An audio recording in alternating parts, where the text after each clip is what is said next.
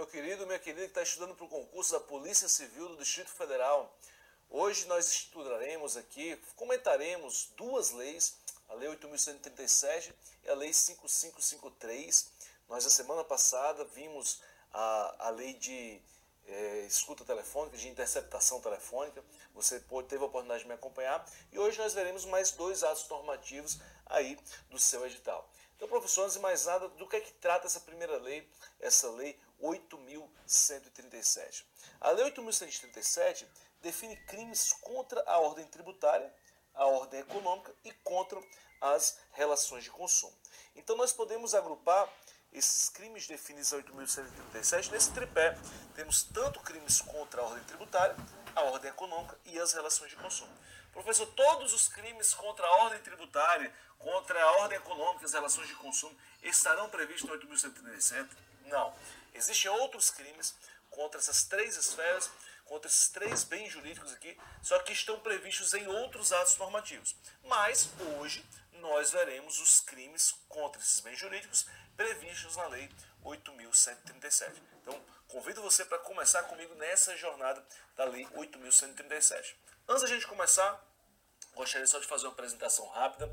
Sou o professor Diego Fontes, sou professor aqui do Gran Curso da área de Segurança Pública, Legislação Penal Especial e outras legislações extravagantes. Sou policial legislativo do Senado Federal, já estou nesse estado de concurso já há um bom tempo, trabalhei já na ABIN durante 4 anos, já fui analista do MPU, e eu quero hoje dividir um pouquinho da minha experiência de concurso com você, não apenas aqui passar conteúdo expositivo, mas trazer algumas dicas de como você fazer prova, de como é que esses assuntos podem cair na sua prova da Polícia Civil do Distrito Federal. Caso você queira me conhecer melhor, pode me adicionar no Instagram, @prof. Diego Fontes. Mas então vamos dar início agora, de vez, né? Agora, antes de mais nada, a Lei 8.137. De cara, nós já vamos começar na lei nos crimes que são contra as relações de consumo. Professor, por que você vai começar nos crimes contra as relações de consumo? Porque são os que mais são cobrados em provas de concurso, certo? Os mais cobrados são os crimes contra as relações de consumo, depois os crimes contra a ordem tributária, os crimes contra a ordem econômica não são tão cobrados, não são tão presentes em provas de concurso público. Então vamos começar pelo que cai mais em provas de concurso, que são os crimes contra as relações de consumo. Primeiramente, nós temos aqui os aspectos gerais dessa categoria de crimes. Todos são crimes de ação penal pública incondicionada. E quando eu falo isso, eu estou falando que essas regras aqui, esses aspectos gerais, eles vão se aplicar a todos os crimes, certo? Se aplicam tanto, essas normas se aplicam tanto os crimes contra a ordem tributária, contra as relações de consumo e contra a ordem econômica, certo? Então, todos esses aspectos gerais vão se aplicar à categoria de crimes as categorias de crimes que nós vamos ver aqui durante essa aula. Ação pública incondicionada. Então, nós não temos aqui a dependência de representação da vítima, não necessita, porque a ação penal ela é pública incondicionada, tranquilo? Outra coisa prevista é a delação premiada com a previsão de redução de pena de 1 a 2 terços. Então, a previsão de delação premiada está na própria 8.137. E a 8.137 já enuncia que essa redução pode ser de 1 a 2 terços da pena. Outra previsão da 8.137, dentro ainda desses aspectos gerais, são as causas de aumento de pena de 1 terço até a metade. Agora, essas causas de aumento de pena não vão valer para os crimes funcionais previstos. Como assim, professor? Você falou que a lei ela prevê crime contra a ordem tributária, crimes contra a ordem econômica, contra as relações de consumo, mas agora crimes funcionais, o que acontece? Dentro dos crimes contra a ordem tributária, a lei traz a possibilidade, traz a previsão de alguns crimes praticados por servidores públicos, por funcionários públicos, certo? Então, esses crimes funcionais, lá dentro dos crimes contra a ordem tributária, a eles não são aplicáveis essas causas de aumento de pena. É importante você levar para a prova o quantum de aumento de pena. As provas de concursos públicos, elas não cobram pena, o quantum da pena em si. Reclusão de 2 a 6 anos e multa. As provas de concurso público não cobram esse quantum de pena. A não ser a banca AOCP. Eu já vi a banca AOCP cobrar quantum de pena, certo? Mas as outras bancas, CESP, Fundação Carlos Chagas, FGV, as bancas mais tradicionais, elas não cobram quantum de pena, mas o quantum de aumento de pena, isso sim costuma ser cobrado. Então leve esse quantum de aumento de pena para a sua prova, que é de 1/3 até a metade. Em quais circunstâncias? Ocasionar grave dano à coletividade, ou seja, quando a conduta do sujeito ativo seja um crime contra a ordem tributária, um crime contra a ordem econômica ou um crime contra as relações de consumo, quando essa conduta ela acarretar um grave dano à coletividade. Claro que isso vai ser analisado no caso concreto. Outro caso de aumento de pena é quando o crime for cometido por servidor público no exercício de suas funções. Agora você entende por que essas causas de aumento de pena não se aplicam aos crimes funcionais. Olha, imagina só, um crime funcional é um crime cometido por servidor público. Se eu coloco uma causa de aumento de pena, trazendo um aumento de pena em cima de um crime que já é praticado por servidor público, constituiria o quê? Um bis in idem, né? Uma dupla punição pelo mesmo fato. Então, por isso, é mais uma razão, é mais uma explicação o fato de essas causas de aumento de pena não se aplicarem aos crimes funcionais previstos lá, as condutas, os crimes contra a ordem tributária, dentro dos crimes contra a ordem tributária, tranquilo? A outra causa de aumento de pena é quando o crime for praticado em relação à prestação de serviços ou ao comércio de bens essenciais à vida ou à saúde.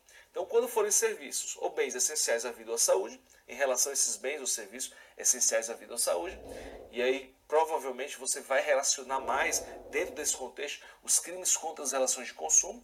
Nesse caso, você tem um aumento de pena também previsto na Lei 8.137. Continuando, a gente vê também que a lei, no artigo 16, fala que qualquer pessoa poderá provocar a iniciativa do Ministério Público. Aqui ele está falando da tal notícia-crime. Notícia-crime ou notícia criminis.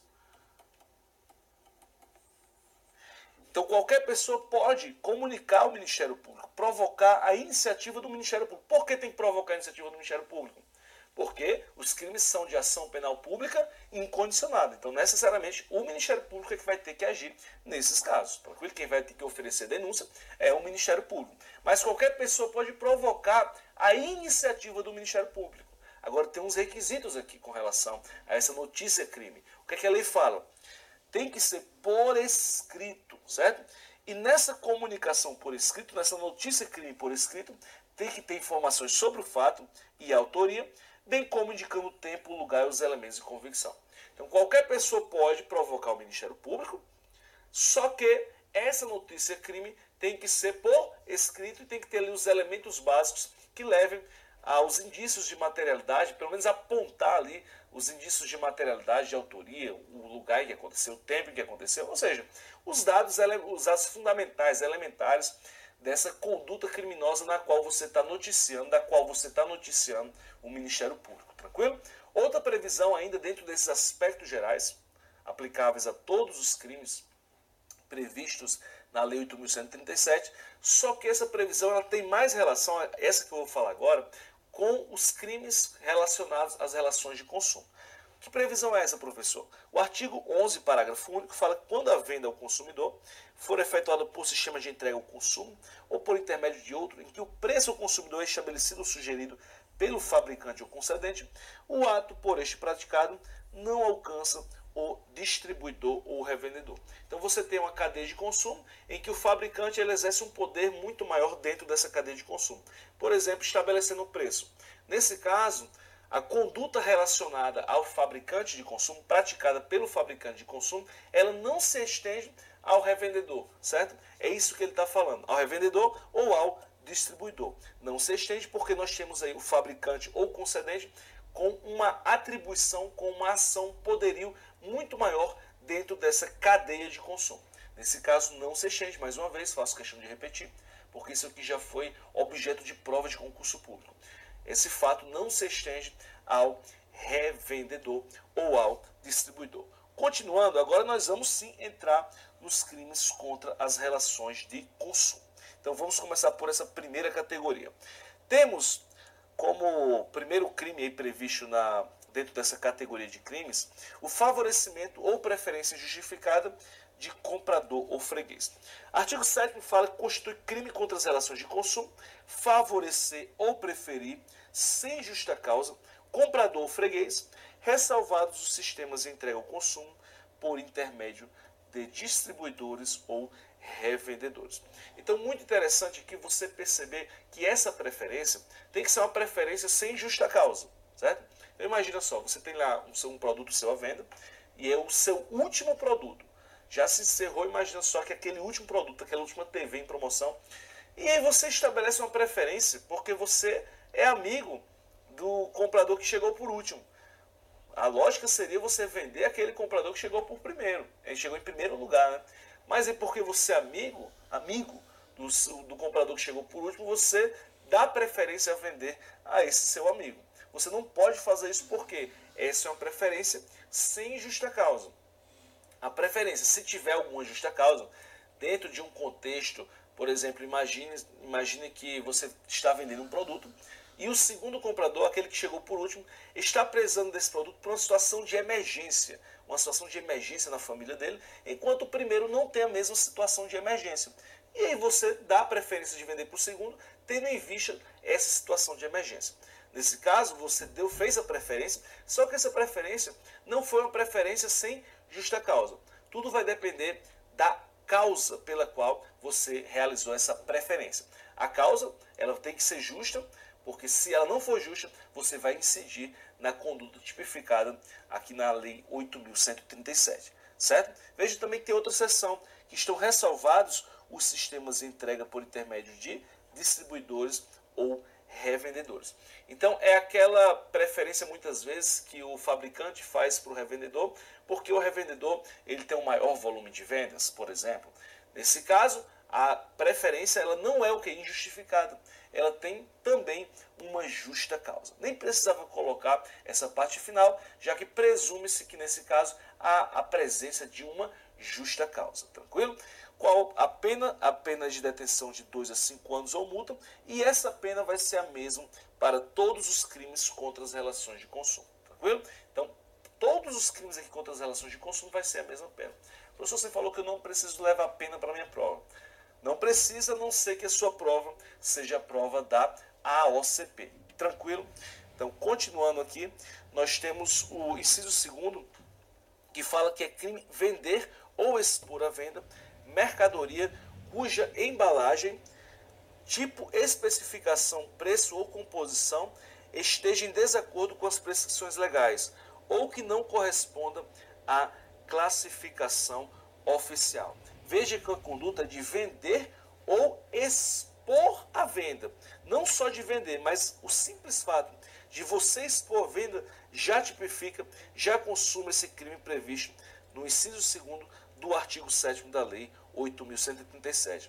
Então, por exemplo, uma especificação que não corresponde às prescrições legais.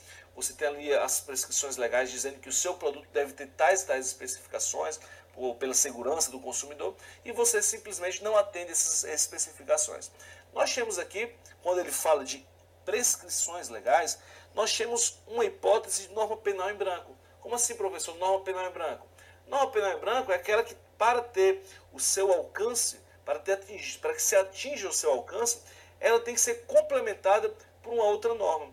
E aí nós temos a norma penal em branco homogênea e a norma penal em branco heterogênea. A norma penal em branco homogênea é aquela que vai ser complementada por uma norma de igual status. Então, se é lei ordinária, ele é complementado por uma lei ordinária, então nós temos aí uma norma penal em branco homogênea. Se, por exemplo, nós temos uma lei ordinária sendo complementada por um ato administrativo, essa lei penal que demandou um complemento, nós chamamos de norma penal em branco heterogênea. Exemplo, lei de drogas, a lei do tráfico de drogas.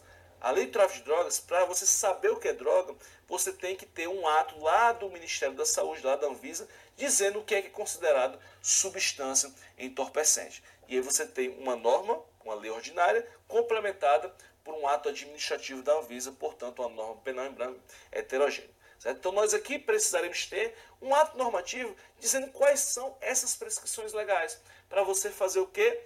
a aplicação dessa norma. Eu só posso aplicar essa norma se eu tiver uma prescrição legal e com base nessa prescrição é que eu vou aferir se esse produto vendido ou exposto à venda está em desacordo com essas prescrições legais. O que eu quero destacar é que não basta vender. Se você meramente expuser a venda, o crime já se consumou. Tranquilo? Esses detalhes do momento consumativo do crime costumam ser demais cobrados em provas de concurso público.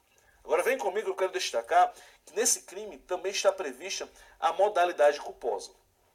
Caso essa conduta seja praticada na modalidade culposa, haverá redução da pena, certo? De 1/3, ou, no caso, a pena de multa será reduzida à quinta parte. Então, a pena de detenção será reduzida em 1/3 e a pena de multa será reduzida, poderá ser reduzida à quinta parte. Muita atenção, os únicos crimes que possuem modalidades culposas, modalidades de conduta culposa, são alguns crimes, não todos, alguns crimes relacionados às relações de consumo. Quase com um pleonasmo, né? Ou seja, são alguns crimes dentro da categoria das relações de consumo. Os crimes contra a ordem tributária, os crimes contra a ordem econômica, nenhum desses crimes tem previsão de modalidade culposa. Então, mais uma vez, alguns crimes contra as relações de consumo têm a previsão de modalidade culposa. Esse, inciso 2º, é um desses crimes que tem a previsão de modalidade culposa.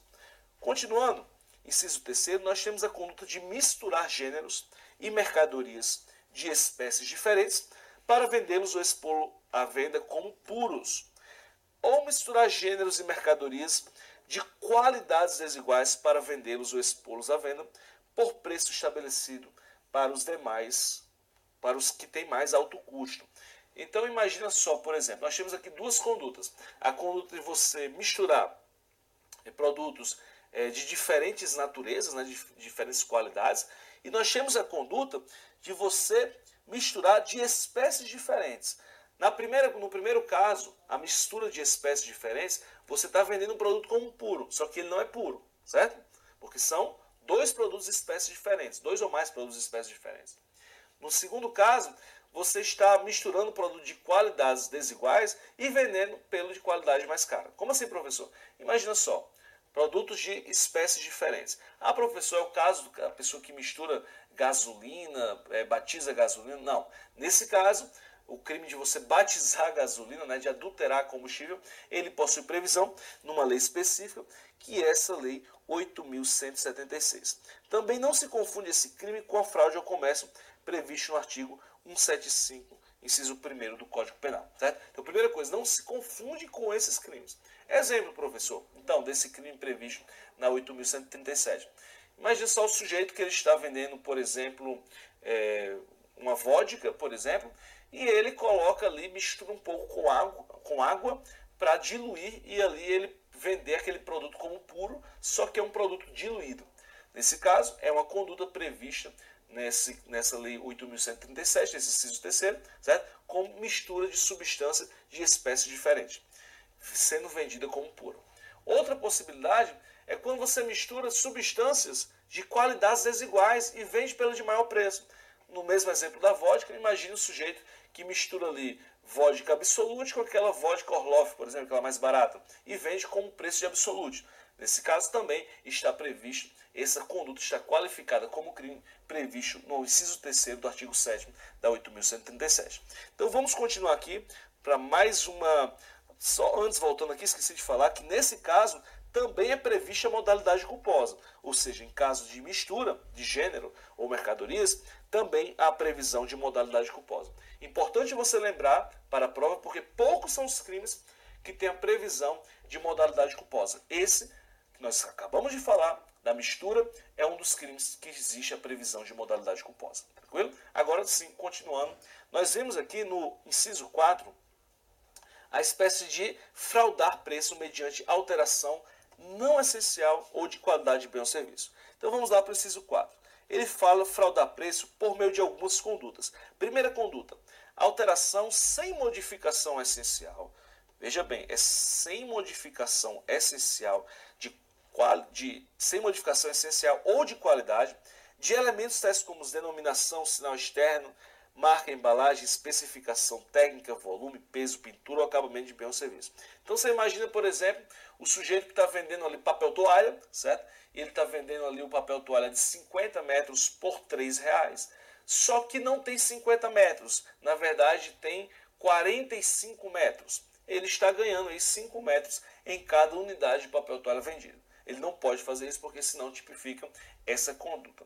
Veja bem, nesse caso ele está tendo um benefício, porque há uma fraude no preço. Há uma fraude no preço. Não basta a conduta de fraudar, não basta essa conduta de você modificar o produto, diminuindo, por exemplo, o volume, a quantidade. Isso tem que levar você, sujeito ativo do crime, você criminoso que está praticando um crime, a fraude de preço, a um benefício. Benefício pela redução, e isso configura fraude de preço porque você está vendendo mais caro um produto com a menor quantidade. Tranquilo? O próximo é divisão em partes de bem ou serviço. Divisão em partes de bem ou serviço, habitualmente oferecido à venda em conjunto. Não sei se você já viu, muitas vezes tem um produto, por exemplo, você compra uma revista e ali vem naquela revistinha. Quem tem criança sabe disso. Quem tem filho sabe disso. Você vai lá no supermercado, aí teu filho tá, papai, papai, papai, compra isso aqui pra mim, essa revistinha. Toda vez que você vai no supermercado, seu filho pede essa revistinha, né? Eu tenho certeza que você sabe, já passei muito por isso.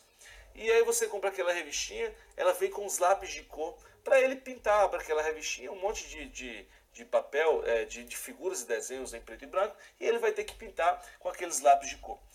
Imagine que o comerciante, muito esperto, ele retira aqueles lápis de cor e ele vende de maneira separada. Vende a revistinha e os lápis de cor de maneira separada. Não pode fazer isso, certo? Ele está querendo o que aí? Fraudar o preço.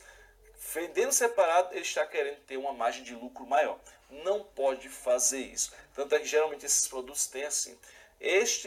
Estes lápis de cor não pode ser vendido separadamente. Este produto não pode ser vendido separadamente. Geralmente tem essa previsão já para prevenir esse tipo de fraude, beleza? Próximo é junção de bens ou serviços comumente oferecidos à venda em separado. Então aqui é o contrário. Produtos que são vendidos em separado, só que o comerciante, o empresário, ele vai lá e junta esses bens e vende mais caro do que seria se você comprasse separadamente. Você tem que lembrar para a prova que não basta essa junção. Tem que haver uma fraude de preço. Se ele simplesmente juntar os produtos para vender, mas não fraudar o preço, você não tem a tipificação dessa conduta, certo? Você tem que juntar os produtos e fraudar o preço mediante o quê? Uma cobrança de um valor mais alto por esses produtos. Se você comprasse separadamente, pagaria um valor mais baixo. Então é aquela coisa, por exemplo, compre a cerveja e ganhe o petisco. Só que quando você compra o petisco separado da cerveja, você pagaria um valor mais barato. Não pode fazer isso. É também um tipo de fraude previsto na Lei 8.137. A próxima conduta é o aviso de inclusão de insumo não empregado na produção do bem ou na prestação do serviço. É o famoso comprar gato por lebre, né? Imagina só, você foi no supermercado, no mercantil, e aí você viu um anúncio de... Agora tem todo canto, né? Em todo canto tem tal das cervejas especiais. Então, todo mundo agora hoje virou produtor de cerveja. Você produz até no fundo do seu quintal. Mas aí você vai comprar aquela cerveja que diz que é artesanal, feita de trigo. Só que ela não é feita de trigo, aquela cerveja é feita de milho e você está comprando um produto que tem o quê? Um insumo que não foi utilizado. Anuncia um insumo que não foi utilizado. Se fosse realmente uma cerveja de trigo, você pagaria o valor mais alto. Só que não é o caso, como ele utilizou um insumo de menor qualidade, ele está o quê? Fraudando o preço, obtendo um valor, um lucro maior do que ele normalmente teria. Tranquilo? É também uma espécie de fraude no preço. Continuando, nós temos mais uma conduta que é o aumento de preço em venda a prazo mediante exigência de comissão ou taxas de juro ilegal. O artigo 7º fala que elevar o valor cobrado nas vendas a prazo de bens ou serviços mediante a exigência de comissão ou taxa de juros ilegais. Professor, que taxa de comissão é essa? Que juro ilegal é esse? Quem é que determina isso? Há essa previsão dessa taxa de juro máxima, dessa taxa de comissão máxima na 8.137? Não há. Temos aqui também mais uma espécie de norma penal em branco. Vai ter que outra legislação dizer qual é essa taxa de juro máxima, qual é essa taxa de comissão máxima. Porque se for cobrado além dessa taxa máxima, você estará incidindo nessa conduta tipificada na Lei 8.137. Continuando, nós temos também a hipótese de sonegação de produtos para descumprimento de oferta pública ou para fins de especulação. O inciso 6 fala que sonegar insumo ou bens recusando-se a vendê-los a quem pretenda comprá-los nas condições publicamente ofertadas ou retê-los para fim de especulação. Então imagina só, você comerciante fez um anúncio: venham no meu estabelecimento, estou vendendo, por exemplo, panelas, aquelas panelas que agora está na moda, né, que você não precisa usar manteiga nem óleo, né, que elas não aderem, não precisam de gordura. Então estou vendendo panelas fit, digamos assim, né, pela metade do preço. Normalmente você pagaria R$100 uma panela, eu estou vendendo aqui por R$50, por exemplo. E aí todo mundo vai lá para aquela loja. Hoje em dia todo mundo quer ser fit, todo mundo quer ser magro, todo mundo vai lá para aquela loja. Só que chega lá, ele pega as panelas e esconde. Ele na verdade não queria vender essas panelas. Ele queria trazer a cliente para a loja dele, para comprar outras coisas. Aí quando os clientes chegam na loja dele, ele fala: olha só, vendeu muito rápido. Nossa, isso aqui foi um sucesso de vendas. Ele está escondendo um produto que ele anunciou, fez um anúncio falso, digamos assim, né? Para atrair clientes para o seu estabelecimento, certo? Não pode fazer isso. Ou simplesmente ele escondeu seus produtos para fazer o quê? Para fazer especulação. Não, olha só, eu vou deixar de vender esse produto porque eu acho que daqui a pouco vai aumentar o preço. Aquela lei da oferta e da procura, né? Então vai aumentar o preço, eu vou especular. Também não pode fazer essa conduta. É crime contra as relações de consumo, previsto na 8.137.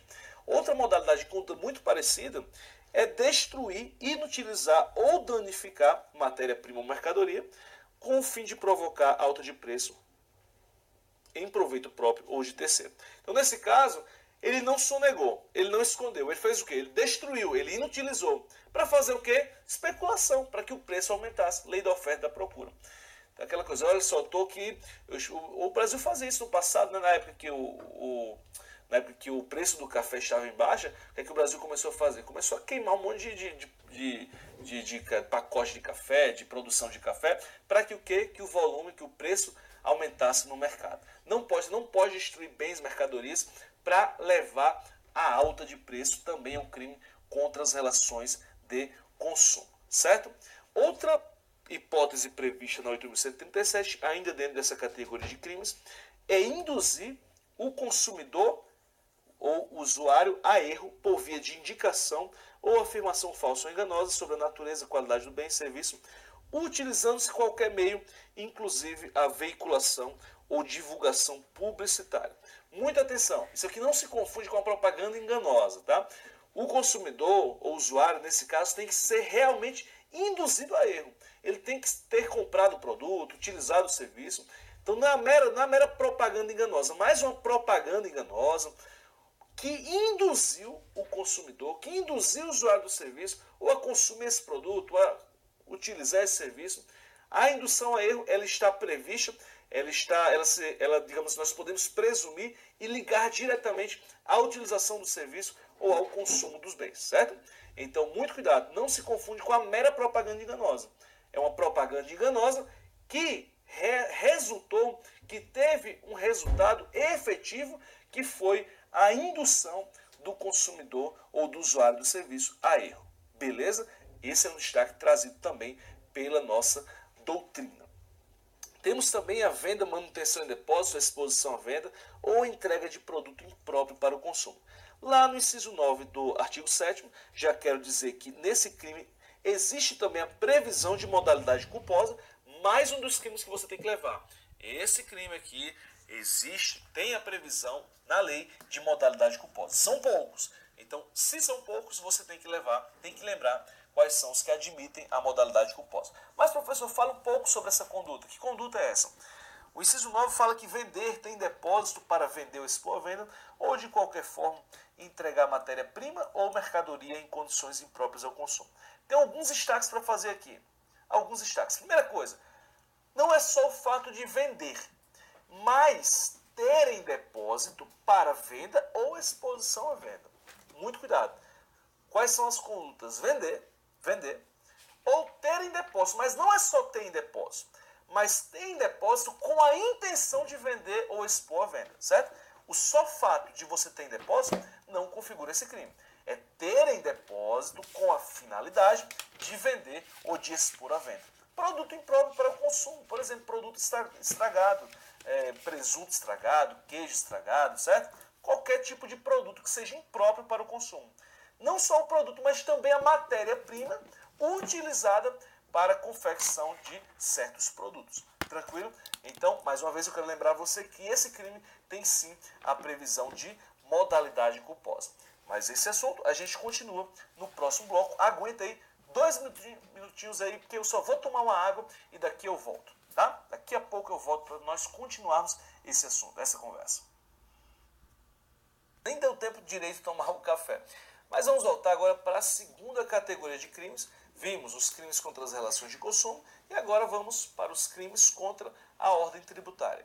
Já vou lhe adiantar que dentro desses crimes contra a ordem tributária, o que cai muito, o que cai mais em prova, professor, é a jurisprudência relacionada a esses crimes, certo? Então nós não estaremos aqui, não iremos expor aqui apenas trecho de lei.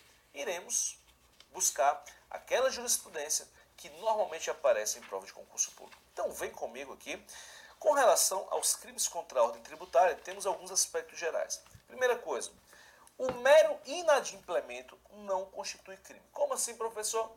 O simples fato de você deixar de pagar o seu tributo devido, professor, não paguei meu IPVA, não paguei meu IPTU, o mero fato de você não pagar não constitui crime, beleza?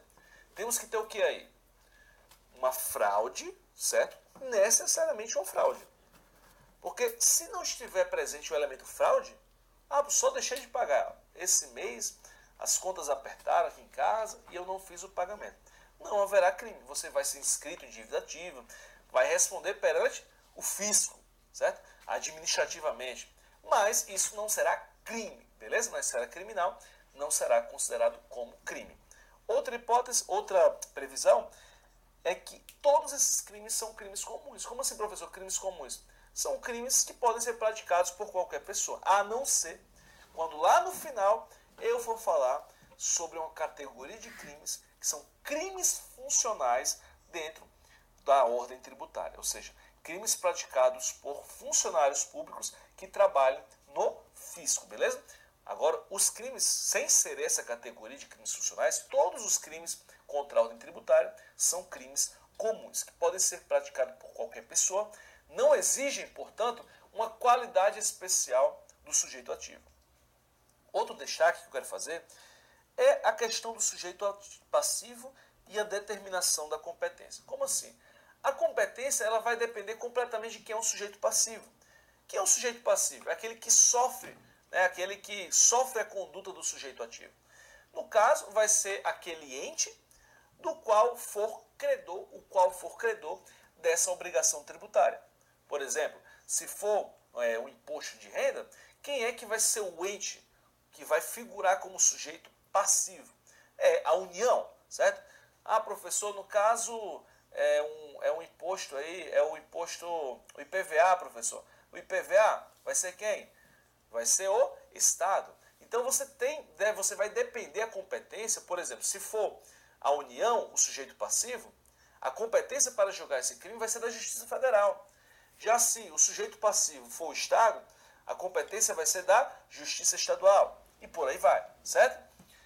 Então, a competência ela vai ser definida dependendo de quem for o sujeito passivo da prática desse crime, né? O sujeito passivo desse crime. Isso vai determinar qual a competência, onde é que esse feito vai se processar. Tranquilo? Então, vamos começar aqui nas condutas. Primeira coisa, sonegação fiscal. Certo? Então, nós vamos aqui falar de sonegação fiscal. Mais uma vez, a sonegação fiscal ela tem dois pressupostos, que é a supressão, certo? Ou a redução tributária, ou seja, ou você deixar de pagar um tributo, ou você pagar a menor, mas utilizando uma fraude. Beleza? A fraude tem que estar presente. Senão, não vai ser sonegação fiscal. Fraude é um elemento essencial para que se caracterize a sonegação fiscal. Então, vamos agora tratar das condutas que constituem sonegação fiscal. Artigo 1º. Constitui crime contra a ordem tributária suprimir ou reduzir tributo ou contribuição social qualquer acessório, mediante as seguintes condutas. Mais uma vez, não basta a mera supressão ou redução, certo? Não basta a mera supressão ou redução. Temos que ter mais o quê? Mais a fraude. E onde é que está a previsão dessa fraude, professor? A previsão da fraude está nos incisos do artigo 1º, beleza? Então vamos lá. Inciso 1º, omitir informação ou prestar declaração falsa às autoridades fazendárias. Então, tanto a conduta passiva de você omitir, deixar de fornecer informação que você deveria ter fornecido, ou você prestar uma declaração falsa, essas duas condutas constituem o quê? Uma fraude perante a administração fazendária, beleza? Então, você tanto teve aí a fraude, quanto a supressão ou a redução do tributo. Segunda conduta é fraudar a fiscalização tributária, inserindo elementos inexatos ou omitindo operação de qualquer natureza em documento ou livro exigido pela lei fiscal. Então você fraudou nesse caso o quê? Um documento ou um livro previsto pela lei fiscal. Beleza? Mais uma vez nós temos o que aí? O elemento fraude. Quero destacar, nenhuma dessas condutas aqui admite a modalidade culposa, certo? Modalidade culposa só vai estar lá o quê? Nos crimes contra as relações de consumo. Não em todos, em alguns crimes contra as relações de consumo, que você vai ter que levar para a sua prova, beleza? Inciso 3º, falsificar ou alterar a nota fiscal, fatura, duplicata, nota de venda ou qualquer outro documento relativo à operação tributável. Então você falsificar, alterar a nota fiscal, por exemplo, você falsifica a nota fiscal. Geralmente essas condutas aqui estão muito relacionadas ao fornecedor, ao comerciante, por exemplo, ao microempresário. Você falsifica a nota fiscal para pagar um tributo a menor. Quem nunca viu isso? Isso acontece muito no Brasil, infelizmente. É também um tipo de sonegação. Está presente o que aqui? A fraude. A fraude mais a supressão ou a redução do tributo devido à administração fazendária. Próxima conduta, elaborar, distribuir, fornecer, emitir ou utilizar documento que saiba ou deva saber falso ou inexato. Então, simplesmente, nós temos aí a previsão de que você está omitindo informação ou fornecendo, sendo que você sabe que é inexata. Ou você, pelo menos, deveria saber. Eu quero destacar esse deveria saber. Por quê? O que vai se analisar? Vai se analisar se naquelas circunstâncias você tinha como saber que era falso ou inexato, certo? Então vai depender da análise do caso concreto. Será que nessas circunstâncias o João, certo, que praticou essa conduta, ele tinha como saber? Certo? Ele deveria saber? Se ele tinha como saber, se ele deveria saber, essa conduta vai ser considerada como sonegação fiscal. A próxima é negar ou deixar de fornecer, quando obrigatório, nota fiscal ou documento equivalente, relativa à venda de mercadoria ou prestação de serviço efetivamente realizada, ou fornecê-la em desacordo com a legislação. Esse inciso quinto, muita atenção, ele é o único, certo? Ele é o único que constitui um crime formal. Enquanto todos os demais crimes são materiais, esse inciso quinto, ele constitui um crime formal. Porque basta você negar ou deixar de fornecer a nota fiscal. Ou você fornecer a nota fiscal em desacordo com a legislação. Então, o simples fato de você, não, eu não vou entregar a nota fiscal, ou você fornecer em desacordo com a legislação, certo? Você negar, não fornecer, fornecer em desacordo. O simples fato de você assumir essas condutas, mesmo que não haja supressão ou redução tributária, certo? Esse fato já constitui crime previsto na Lei 8.137. Então, de todos os outros crimes, todos os outros são materiais. Por quê? Todos os outros exigem um resultado material, um resultado naturalístico. Qual é o resultado?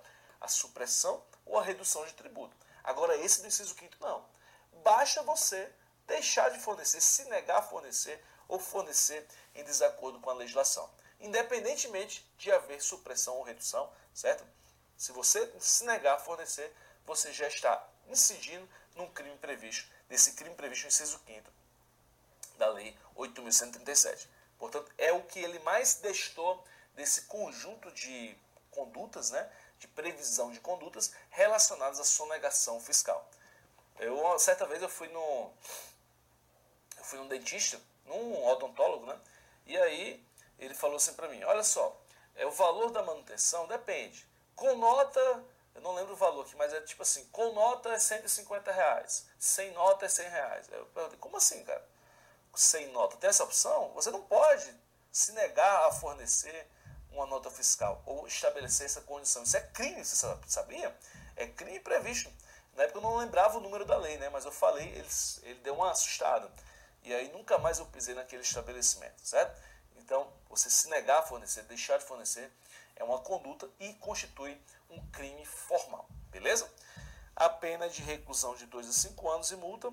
Vamos agora para esse crime que a gente chama de sonegação fiscal, mas é uma modalidade, na verdade, de desobediência.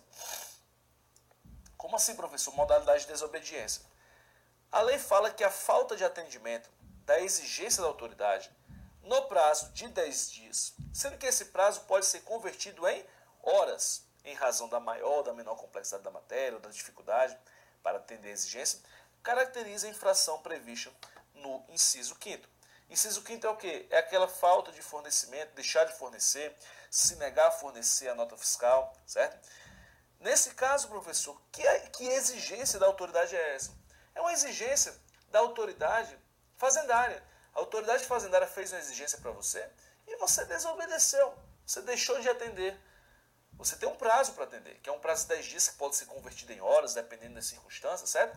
Mas se você se negar a atender essa exigência, isso constitui crime, que é um crime assemelhado, que ele equipara a conduta do inciso 5º, lá, aquela conduta que nós vimos que é negar, deixar de fornecer a nota fiscal, certo? E tem, portanto, a mesma pena prevista. Se ele equipara essa conduta à do inciso 5º, tem a mesma quantidade de pena prevista. Mais uma vez, esse crime aqui também é o quê? É um crime formal, porque não precisa ter um resultado a sua conduta. Basta você deixar de atender, basta você desobedecer, certo? O que foi solicitado, o que foi ordenado pela autoridade fazendária. Se você deixou de atender, já consumou o crime, independentemente do resultado dessa falta de atendimento, beleza? Portanto, essa hipótese aqui, mais uma vez, eu quero deixar cá, é um crime formal que dispensa a ocorrência do resultado naturalístico. Agora nós temos aqui algumas observações. Isso aqui eu já falei, que nós temos que ter a supressão ou redução do tributo mais a fraude. A exceção que eu falei para você é o quê? Aquele inciso 5º, que basta você não fornecer a nota fiscal, basta se negar a fornecer a nota fiscal, que já caracteriza o crime, beleza? Também a outra exceção a essa previsão é você deixar de atender a ordem da autoridade fazendária, que é aquele crime de desobediência. Também não precisa ter supressão, não precisa ter redução nem fraude, tranquilo? Basta você deixar de atender a ordem da autoridade fazendária. Tirando essas duas condutas, todas as outras que nós vimos dentro do crime de sonegação fiscal, elas seguiam por essa regra, que precisa ter o que? A supressão e a redução, mais a fraude. Também, nós já falamos que todos os crimes são materiais, exceto na forma de desobediência, e também o inciso 5º, que é aquele crime lá da nota fiscal, certo? Que são crimes formais, beleza? São crimes formais. Previsão apenas da modalidade dolosa. Eu nem precisaria falar isso aqui, porque você já sabe que só os crimes contra as relações de consumo, alguns crimes contra as relações de consumo, é que tem a previsão de modalidade culposa, beleza? Mas eu fiz questão de colocar aqui só para você lembrar e levar essa informação mais uma vez para a hora da prova. A absorção do crime de falso. Como assim, professor? Ora, se a maior parte desses crimes eu tenho que ter o quê?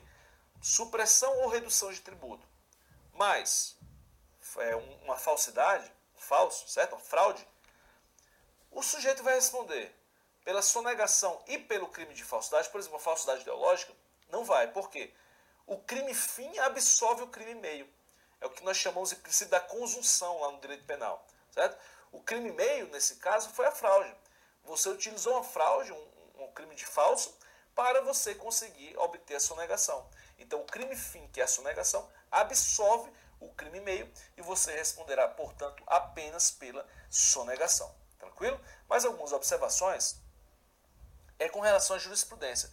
Essa súmula vinculante número 24, ela cai demais em prova de concurso. De todos os assuntos, de todas as previsões normativas relacionadas aos crimes contra a ordem tributária, o que cai mais em prova de concurso é essa súmula vinculante número 24. Então, se cai mais, a gente tem que saber, né, professor? Vamos lá para ela. O que ela fala, professor? A súmula fala que não se tipifica crime material contra a ordem tributária, previsto no artigo 1º, inciso de 1 a 4. Veja, ele até destacou que a gente já sabe, que os crimes materiais são aqueles de 1 a 4, dos incisos de 1 a 4, né? Porque o inciso 5º, que é o laudo da nota fiscal e a desobediência, não são crimes materiais, são crimes formais. Então não se tipifica esses crimes materiais de sonegação fiscal antes do lançamento definitivo do tributo. Então, existe dentro do procedimento lá da administração fazendária, da área tributária, uma fase que é o lançamento. É quando você verifica o fato gerador, verifica o montante daquele tributo devido, quem é o sujeito passivo, o devedor da obrigação tributária, certo? E aí você faz o lançamento, que é uma etapa, uma fase administrativa lá do direito tributário, que aqui não cabe a gente ficar esmiuçando, beleza? O que ele está dizendo aqui? Que só esse crime ele só pode ser tipificado após o lançamento definitivo do tributo. Então a consumação do crime ela não ocorre antes do lançamento definitivo do tributo. Beleza? É isso que o STF está dizendo. A tipificação, portanto, a consumação desse crime não ocorre antes do lançamento definitivo do tributo, que é essa etapa administrativa prevista lá no direito tributário. Tranquilo? Isso cai demais em prova de concurso. Quais são as decorrências dessa súmula vinculante número 24? Primeira decorrência, que a prescrição só conta a partir da consumação do delito. Então, só vou contar a prescrição, o prazo prescricional, a partir do lançamento, que é quando ocorre o quê? A consumação do delito. É a primeira decorrência. Outras decorrências, professor, então vem comigo. Via de regra, nem mesmo o inquérito policial pode ser instaurado sem o lançamento definitivo do tributo. Então, a própria jurisprudência ela fala o seguinte, salvo em casos muito específicos, nos quais for necessário abrir um inquérito policial para verificar a própria relação tributária, se existe essa relação tributária, salvo em casos muito específicos, você não pode nem mesmo abrir um inquérito policial antes do lançamento definitivo do tributo. Por quê? Se não houver o lançamento definitivo, o crime não se consumou. Então não tem aí uma justa causa para a abertura desse inquérito policial. Beleza? É mais uma decorrência dessa súmula vinculante número 24. Continuando, nós temos também que a extinção do crédito tributário, seja por decadência ou uma decisão judicial que extingua esse crédito tributário, uma decisão administrativa que desconstitua esse crédito tributário, isso vai causar a atipicidade da conduta. Então, se de algum modo, esse crédito tributário, ou seja, o crédito tributário que a administração fazendária tem em relação a mim, beleza? Se ele for extinto, está extinta o quê? A tipicidade, beleza? A sua conduta vai ser atípica, beleza? É isso que está falado, está expresso lá na nossa jurisprudência, mais uma decorrência da súmula vinculante número 24. Outra hipótese também é que o pagamento, a gente do direito gosta muito dessas expressões, né? Adimplemento. É o pagamento, beleza? Vamos simplificar, né? Então, o pagamento do débito tributário, mesmo após o advento do trânsito em julgado da sentença penal condenatória, é causa de extinção da punibilidade do acusado. Então, se o sujeito, o réu, por exemplo, já foi condenado, certo? Transitou em julgado a condenação, mas ele foi lá e pagou sua obrigação tributária. Nesse caso, vai ser extinta o quê? A punibilidade. É o que fala a jurisprudência. Tranquilo? Isso está expresso na nossa jurisprudência. Próxima hipótese também é o tal do princípio da insignificância. A gente já viu que, a gente não viu aqui não, mas você deve ter visto com o seu professor de direito penal. O princípio da insignificância, ele retira o quê? A tipicidade material.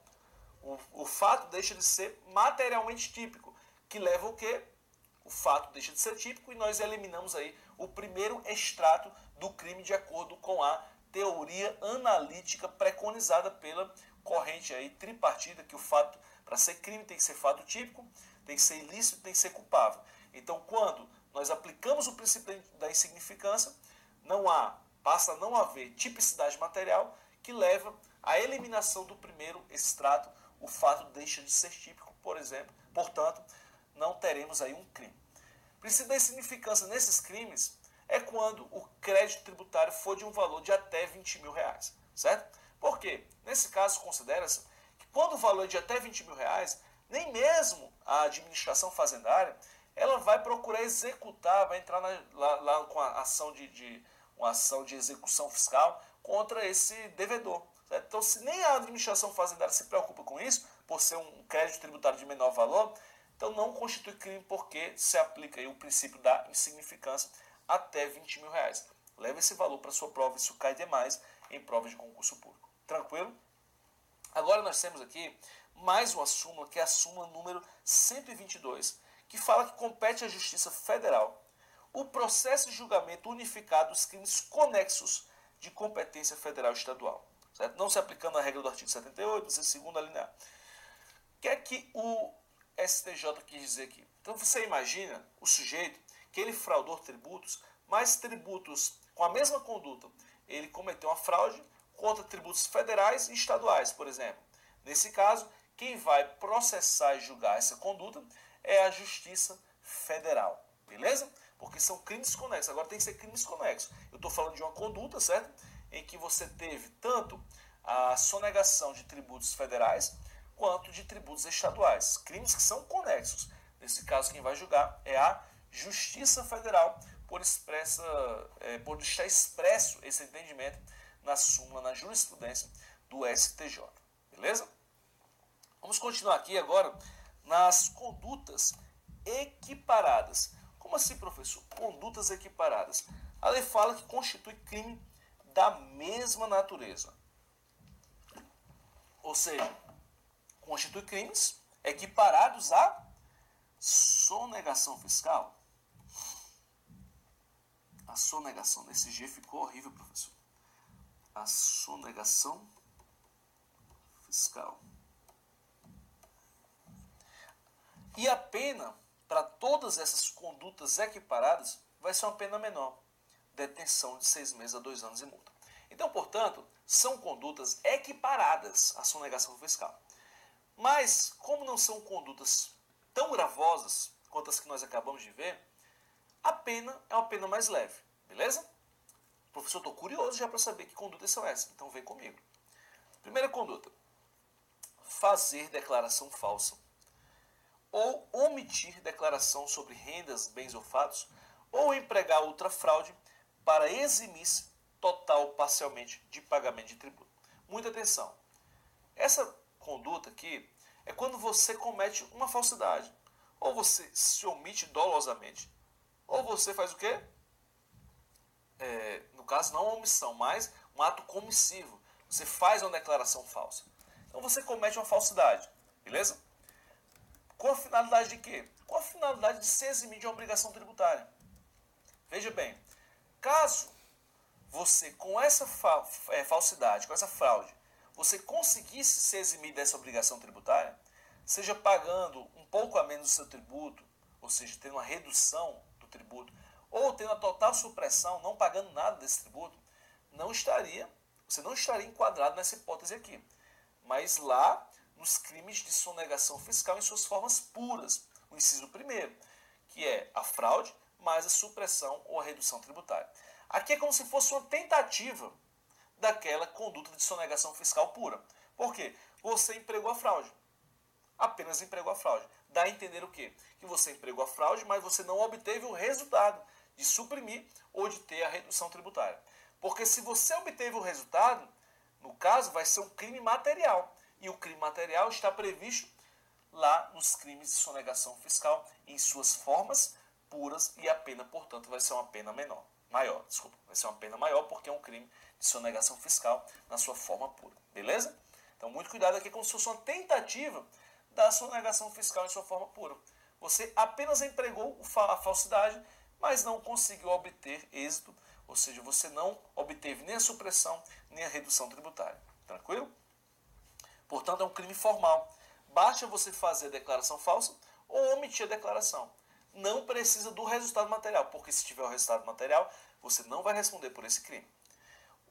Também, nós temos aqui que não se exige o lançamento definitivo do tributo. Por quê? O lançamento definitivo do tributo ele é exigido para os crimes materiais, certo? Não é exigido para essas formas equiparadas. Tá? A própria súmula vinculante 24 do STF deixa muito claro. Ela enumera, ela cita, descreve quais são as condutas, quais são as hipóteses legais às quais ela se aplica, que são as sonegações fiscais, incisos de 1 a 4, em sua forma pura. Beleza? Lá do artigo 1º. Apenas a modalidade dolosa. Mais uma vez, faço questão de destacar. Apenas alguns crimes contra as relações de consumo que tem a previsão da modalidade culposa. Beleza? Continuando. Mais um crime. Deixar de recolher, no prazo legal, valor de tributo ou de contribuição social, descontado ou cobrado na qualidade de sujeito passivo de obrigação e que deveria recolher aos cofres públicos. Então você, espertão, você descontou, cobrou lá uma contribuição social e você deixou de recolher para os cofres públicos. Deixou de reparar como se você fosse um intermediário. Você descontou, cobrou aquela contribuição, recebeu, só que você não passou para quem você teria que passar, que é para a administração fazendária, para o fisco, beleza? Isso aqui é o quê? Uma apropriação indébita. Agora, muita atenção, é uma apropriação indébita tributária. Por quê? As apropriações indébitas previdenciárias estão previstas no Código Penal. Então, aqui essa contribuição não é contribuição previdenciária, é contribuição social de natureza tributária, beleza? Muito cuidado, porque se for apropriação indébita previdenciária, você vai responder não de acordo com 8.137, mas de acordo com o Código Penal. Tranquilo? Não requer fraude. Veja, aqui não fala de fraude. Basta você recebeu e deixou de recolher. Se apropriou, cometeu uma apropriação indébita, certo? Você não utilizou nenhum subterfúgio, nenhuma falsidade. Aqui não fala da utilização de fraude. O mero fato de você, dolosamente, certo? Dolosamente, porque não prevê modalidade culposa, dolosamente, você recebeu e não repassou, isso aí já constitui uma apropriação indébita de natureza tributária, certo? Apenas a modalidade dolosa, ou seja, o fato de você simplesmente se esquecer de recolher, não constitui crime, porque é o que? É a negligência. O deixar de recolher é uma conduta o quê? Dolosa. Você tem um dolo de se apropriar de maneira indébita. Tem que estar verificado, tem que estar comprovado esse dolo de você se apropriar. Se for um mero esquecimento, nesse caso vai ser uma negligência, e você não vai responder por esse crime. O momento de consumação vai ser no vencimento do prazo para o recolhimento. Ou seja, o crime se consuma quando chegou o prazo para você recolher, venceu aquele prazo e você não recolheu ao fisco. Agora, claro que não basta não recolher. Mais uma vez, faço questão de ressaltar que o que a prova vai cobrar tem que ser uma conduta dolosa. Não uma conduta negligente, imprudente, uma conduta dolosa. Beleza? A gente continua essa categoria de crimes no próximo bloco. Agora sim o professor vai tomar um café, então aguenta aí 2 minutinhos. 8.137. Antes de começarmos e voltar para essas condutas equiparadas, quero te pedir para deixar o like aqui no vídeo se você está curtindo a aula, você se inscrever no nosso canal e ativar o sininho, porque sempre que tiver uma transmissão ao vivo, você vai ficar sabendo, você vai receber a notificação. E essa é uma conduta que você faz hoje, você toma uma conduta consciente, racional. Ora, se eu chuto para concurso, eu vou me inscrever na página do GRAM, eu vou ativar o sininho. E você depois pode colher esse fruto. Imagina só que depois de um tempo, você, por golpe do destino, por sorte do destino, você recebe a notificação e assiste aquela aula que vai fazer diferença no dia da sua prova. Beleza? Isso é uma decisão que você toma hoje e você lá na frente pode ter esse golpe de sorte. Não é sorte, né? Como assim sorte, professor? Não é sorte porque lá atrás você tomou uma decisão racional e você colheu os frutos, então, dessa decisão. Caso você não me siga ainda no Instagram, mais uma vez, @prof. Diego Fontes, pode deixar lá a sua dúvida, a sua pergunta sobre concurso público, sobre carreira do Senado, por exemplo, se você tiver alguma curiosidade, sobre a legislação, fique à vontade, responderei com o maior prazer a sua dúvida. Tranquilo? Mas vamos voltar aqui para essas formas equiparadas. Temos a conduta de exigir, pagar ou receber, para si ou para outro, o contribuinte beneficiário, qualquer percentagem sobre a parcela dedutível ou deduzida de imposto ou de contribuição como incentivo fiscal. Veja que essas condutas elas são muito parecidas com aquelas formas lá da corrupção passiva, lá daquele crime, dos crimes funcionais previstos no Código Penal, certo? Exigir, pagar ou receber. Exigir, pagar ou receber o que, professor? Parcela dedutível, percentual de parcela dedutível de imposto ou de contribuição como incentivo fiscal. Então, é uma espécie de propina que você exige em cima de uma parcela que é deduzível de imposto ou de um incentivo fiscal. Então, esse crime, mais uma vez, ele não é um crime funcional, certo? Ele é um crime comum que pode ser praticado por qualquer pessoa, tá? Então, se você exigir, você pagar, você receber uma propina relacionada à parcela que se deduz de um imposto ou de um incentivo fiscal, você está incidindo nessa prática equiparada à sonegação fiscal prevista na Lei 8.137. Admite apenas a modalidade dolosa. Mais uma vez, eu quero destacar para você que nenhum desses crimes de sonegação fiscal, seja em suas formas puras, seja em suas formas equiparadas, tem a previsão de modalidade culposa, tá? Então, muito cuidado para você não cair nesse vacilo aí na hora da sua prova. Na modalidade exigir, é crime formal. Como assim, professor? Por quê? Quando você paga ou recebe, você tem um resultado material. Você tem um resultado no mundo naturalístico. Há uma mudança no mundo naturalístico.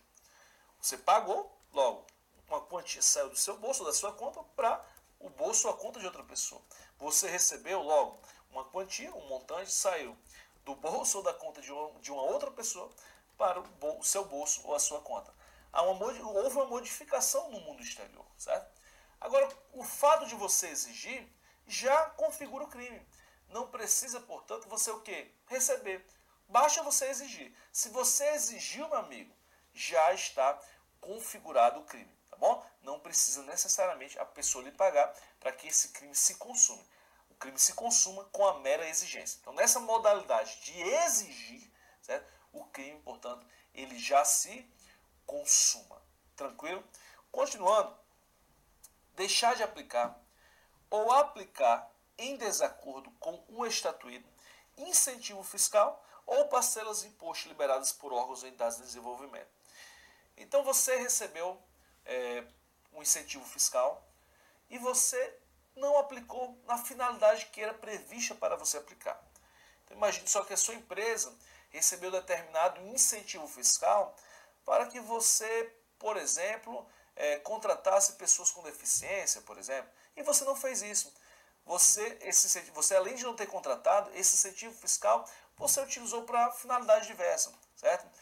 Veja que não basta você deixar de aplicar. Se você aplicar em finalidade diversa, o crime ele já se consuma. Se você recebeu um incentivo fiscal e esse incentivo fiscal tinha uma finalidade X, o fato de você não ter aplicado essa finalidade X já configura o crime. Mas o fato também de você ter aplicado uma finalidade Y também configura o crime. Leve essas duas condutas para a sua prova. Não é só deixar de aplicar, mas também aplicar em outra finalidade, por mais que seja, uma outra finalidade também socialmente relevante. Se não foi a prevista, já configura o crime. Tranquilo? Se não foi a mesma finalidade prevista, já configurou o crime. Não é porque, olha só, eu achei que era mais relevante aplicar, era mais moralmente, mais socialmente relevante aplicar na finalidade Y. Não, o crime configurou, porque você violou as regras pelas quais estava previsto esse incentivo fiscal. Tranquilo? Então vem comigo aqui, nós temos a hipótese de desvio de finalidade, ou seja, finalidade de quê? Na aplicação desses incentivos fiscais. É um crime comum, portanto, pode ser praticado por qualquer pessoa que receber essa isenção tributária, esse benefício fiscal, esse incentivo fiscal, pode cometer esse crime, certo? Apenas modalidade dolosa, não vou falar mais isso porque você já está careca de saber isso. E qual é o momento consumativo? Nós temos dois momentos consumativos. Quais são esses dois momentos consumativos? Dependem das condutas. Se você deixou de aplicar, é quando você não aplicou, certo? Quando você passou o prazo que você tinha que aplicar e você não aplicou. Ou o outro momento consumativo é para outra conduta prevista nessa modalidade equiparada, que é aplicar em finalidade diversa. Quando você aplicou em uma finalidade que não era prevista, você já consumou esse crime. Então, portanto, são dois momentos consumativos que vão variar em função das condutas previstas, as diferentes modalidades e condutas previstas nessa figura equiparada. Continuando, temos também o crime de utilizar ou divulgar programa de processamento de dados que permita ao sujeito passivo da obrigação tributária possuir informação contábil diversa daquela que é por lei fornecida à fazenda pública. Certo? Então você está utilizando um programa de processamento de dados que gera uma fraude. É um programa que traz uma informação diferente para o sujeito passivo da obrigação tributária. Certo? É como se fosse uma espécie de programa falso, ou um programa que contém alguma espécie de bug, alguma coisa, que traz para aquele titular, para aquele que se configura como devedor, como sujeito passivo da obrigação tributária, uma informação diferente da que deveria estar presente, da que deveria estar prevista pela lei tributária, certo? Nesse caso, se esse programa é uma espécie de crime informático, certo? Se esse programa traz essa informação diferente, não deixa de ser uma espécie de fraude, já configura esse crime previsto nessa figura equiparada à sonegação fiscal. É, portanto, um crime informático utilizando sistema da informação. Mais uma vez, apenas admite a modalidade dolosa. Então, portanto, se o seu programa foi invadido por um vírus que você não sabia, você não tem culpa. Nesse caso, pessoal, eu utilizei esse programa, mas você não sabia, foi invadido por um vírus. Nesse caso aí, não foi o dolo seu de utilizar esse programa. Foi apenas de repente, uma imprudência, de você não ter verificado que esse produto estava, que esse programa estava violado, ou uma força maior, de repente você não tinha nem como saber que esse programa tinha sido violado. Tem que estar presente a intenção, certo? O dolo, beleza? O momento consumativo depende. O momento consumativo pode ser quando você utiliza o programa ou quando você divulga o programa. Certo? Claro que a divulgação tem que ter o dolo também. Você tem que divulgar sabendo que esse programa está comprometido, não está apresentando as informações corretas. Se você divulgar sem saber, você não vai praticar o crime previsto, essa figura equiparada, certo? Tanto a utilização quanto a divulgação presumem a existência do dolo, certo? Continuando, vamos agora entrar nos crimes funcionais, mas crimes funcionais relacionados à ordem tributária.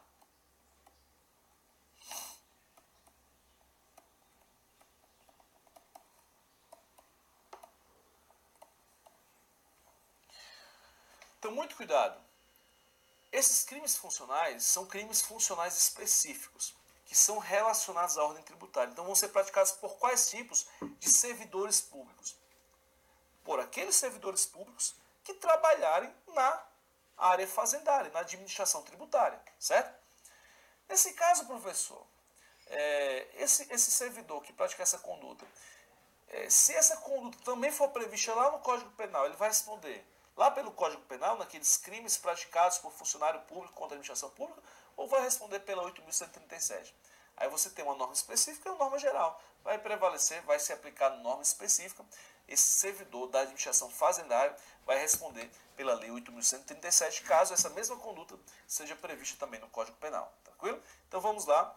O primeiro inciso aqui é extraviar livro oficial, processo fiscal ou qualquer documento de que tenha guarda em razão da função. Muito importante, esse livro ou processo, você tem que ter a guarda em razão da função. Certo? Então você está com a responsabilidade daquela guarda, porque é da sua função guardar aquele livro, guardar aquele processo. Aí você extraviou, perdeu, por exemplo, esse processo, esse documento, certo? A outra conduta é sonegar, é você esconder ou inutilizar total ou parcialmente. Veja que não é só perder, é você esconder, perder, que é extraviar, esconder, certo? Sonegar, ou você destruir, inutilizar, ou totalmente ou parcialmente, beleza? Acarretando pagamento indevido ou inexato de tributo ou contribuição social. Veja bem, essa é uma conduta dolosa, certo? Ou seja, você extraviou, você sonegou, você inutilizou com dolo de fazer isso aqui, certo? Com a intenção, beleza? Nesse caso, não basta a mera sonegação do livro, do processo, o mero extravio, não basta a mera inutilização. Essas condutas têm que ter gerado um efeito de provocar o quê? O pagamento indevido ou o pagamento inexato de tributo ou contribuição social. Se não tiver ocorrido o pagamento indevido ou inexato, não vai configurar esse crime. Aí de repente você responde lá pelo Código Penal, beleza? É um extravio, uma sonegação, uma inutilização que provoque, certo? Um pagamento indevido ou inexato. Se não tivesse resultado, certo? Portanto, é um crime material porque exige o resultado. Se não tivesse resultado, você não responde por esse crime, vai responder lá de acordo com o Código Penal. Tranquilo? Muito cuidado com essa conduta. Isso aqui pode ser, se na sua prova, e vai ser o caso, Polícia Civil, cair lá os crimes funcionais previstos no Código Penal e a Lei 8.137, eu vejo muito bem uma questão utilizando, mesclando os dois conhecimentos. Trazendo a mera sonegação, o mero extravio, dizendo que o servidor vai responder pela Lei 8.137, não é o caso. Porque não basta a mera sonegação, o mero extravio. Tem que gerar o pagamento indevido ou pagamento inexato desse tributo ou dessa contribuição. Tranquilo? Continuando. Exigir, solicitar ou receber. Nós vimos aqui que exigir, lembra aquele crime lá de concussão, lá do Código Penal. Solicitar ou receber, nós lembramos o quê? Da corrupção, certo? Então nós temos lá no Código Penal corrupção passiva, certo? Corrupção passiva, beleza? Então exigir, solicitar ou receber para si ou para outra, direta ou indiretamente, ainda que fora da função ou antes de iniciar seu exercício mais em razão dela. Veja que o início desse dispositivo lembra muito lá a concussão e a corrupção passiva. Você pode praticar essas condutas ainda que fora da função, ou antes de assumir a função, mas em razão da função. Então você nem tomou posse ainda lá no concurso lá da Receita Federal, nem tomou posse ainda, mas você já está fazendo os esquemas, certo? Ou seja, não está no exercício, nem assumiu a função ainda, mas é em razão da função, beleza? Configura esse crime. Agora, qual é o crime, professor? Receber, exigir, solicitar ou receber vantagem devida, ou aceitar a promessa. Veja, o mero fato de você aceitar a promessa, você nem recebeu ainda, você só aceitou a promessa. Também já configura esse crime. Também é um momento consumativo para esse crime. Para fazer o quê? Deixar de lançar ou de cobrar tributo ou contribuição social ou cobrá-los parcialmente. Então temos aí, portanto, uma finalidade, nós temos uma ação ou inação específica. Uma ação ou uma omissão específica. Você está recebendo a sua propina, cobrando, exigindo, ou aceitando promessa, mas com qual finalidade? É uma finalidade específica, que é você deixar de cobrar o tributo, você fala o quê? Deixar de lançar o tributo, de cobrar, ou cobrar parcialmente, certo? Muito cuidado, porque o que a prova vai falar? Vai falar que isso aqui é concussão, que é corrupção passiva. Lá do Código Penal, você vai marcar o quê? Vai marcar errado. Porque se essa conduta cair na sua prova, não vai ser nem corrupção passiva, nem concussão. Mas vai ser o crime funcional previsto na Lei 8.137. Muito cuidado com essas pegadinhas, tá? Pena, reclusão de 3 a 8 anos e multa. Vamos para a próxima conduta funcional, que é patrocinar direta ou indiretamente interesse privado perante a administração fazendária. Isso aqui lembra o quê, gente? O crime previsto lá no Código Penal, chamado de advocacia administrativa. Advocacia administrativa.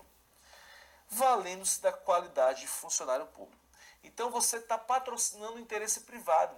Só que não é perante a administração pública de uma maneira geral. A administração fazendária. Aí nesse caso, como é o patrocínio de interesse privado perante a administração fazendária, não vai ser a advocacia administrativa lá do Código Penal, mas esse crime previsto na Lei 8.137. Qual a pena, professor? Reclusão de 1 a 4 anos e multa. Agora vamos falar um pouquinho sobre os crimes contra a ordem econômica, que são poucos, certo? Não tem muitos. Eles quase não caem em prova de concurso. De todos os crimes, os que caem menos são os crimes contra a ordem econômica, até porque boa parte desses crimes já foram revogados. Tranquilo? Mas é importante a gente ver para não deixarmos aí essa lacuna para a sua preparação. Beleza? Então vamos continuar. Constitui crime contra a ordem econômica: abusar do poder econômico, dominando o mercado ou eliminando total ou parcialmente a concorrência mediante qualquer forma de ajuste ou acordo de empresa. Então você tem aqui um crime de abuso do poder econômico, mas pela dominação do mercado ou pela eliminação total ou parcial da concorrência. É um crime contra a ordem econômica. É um crime contra a livre concorrência, certo? Crime contra a livre concorrência, contra a livre iniciativa, que são os pressupostos básicos, fundamentais da nossa ordem econômica, certo? Livre concorrência e livre iniciativa. Veja que aqui nessa conduta ele fala por qualquer maneira, ele deixa em aberto, ele não lista as condutas, ele fala mediante qualquer forma de ajuste ou acordo de empresa. Agora é engraçado porque o legislador ele deixou esse inciso primeiro em aberto, mas logo em seguida ele passou a enumerar algumas formas de acordo de ajuste entre empresas que constituem violação à livre concorrência e à livre iniciativa. Então, por mais que ele tenha deixado esse inciso primeiro em aberto, nos incisos seguintes ele citou algumas formas de ajuste, de acordo entre empresas para no sentido de violar a livre concorrência, a livre iniciativa. Quais são essas formas? O inciso segundo fala: formar acordo, convênio, ajuste ou aliança entre ofertantes, visando o quê? Fixação artificial de preços ou quantidades vendidas ou produzidas. Já temos aí o famoso cartel, certo? Você tem os ofertantes se juntam para fixar um preço de forma artificial, assim todos saem ganhando, ninguém sai perdendo. E você evita o quê? A entrada de novos ofertantes. Por quê? O novo ofertante não vai conseguir entrar e se enquadrar naqueles moldes, naquela concorrência, já que fixaram um preço artificial. Tranquilo? Controle regionalizado do mercado por empresa ou grupo de empresas. Mais uma vez a prática aí, mais uma das modalidades, mais uma das práticas de cartel, quando você tem um controle regionalizado de um grupo de empresas se junta para fazer o controle regionalizado daquele mercado de maneira a impedir futuros entrantes, outros grupos econômicos entrarem naquela região para concorrer de igual para igual, certo? Controle em detrimento da concorrência, ou seja, em prejuízo da concorrência, de rede de distribuição ou de fornecedores. Cara, se eu controlo quem distribui os meus insumos, por exemplo, ou os meus produtos, ou quem fornece os meus insumos e produtos, como é que o meu concorrente vai conseguir entrar? O meu concorrente vai comprar onde esses produtos, esses insumos? Olha só, se, por exemplo, na minha região, eu controlo todo. Imagina que eu tenho uma farmácia, né? uma drogaria, uma grande rede. E aí eu me junto com outras empresas, com outras grandes redes de drogarias. Vamos fazer o seguinte: vamos controlar os distribuidores de medicamentos, certo? Vamos controlar, eles só vão vender para a gente agora. De maneira que a farmáciazinha pequena, a drogaria pequena, não vai conseguir comprar. E se comprar, vai ser uma condição bem mais desvantajosa do que a gente, certo? Você está prejudicando o quê? A livre concorrência. Também é um crime contra a ordem econômica. A pena é de reclusão de 2 a 5 anos e multa. Agora vamos para as questões. Primeira questão fala o seguinte: de acordo com a 8.137, são circunstâncias que podem agravar as penas previstas para os crimes contra a ordem tributária, a economia e as relações de consumo praticados por particulares, dentre outras, valer-se de posição dominante no mercado para elevar sem justa causa o preço ou o serviço. Veja que ele está perguntando as agravantes, certo? Isso aqui não é um agravante, isso aqui é uma conduta prevista, mas não é um agravante. Estabelecer monopólio com a finalidade de eliminar a concorrência também não é um agravante. Nós vimos 3 agravantes, não é nenhuma dessas. Praticar o crime em relação à prestação de serviços essenciais à vida ou à saúde, essa sim é uma agravante prevista. Lembrando que aquelas agravantes previstas, elas não se aplicam o quê? Aos crimes funcionais contra a ordem tributária. Tranquilo? Letra D, não tem nessa previsão, não existe esse agravante de crime contra pessoa maior de 70 anos. E é o caso da prejuízo da sociedade controlada pelo poder público, também não tem esse agravante.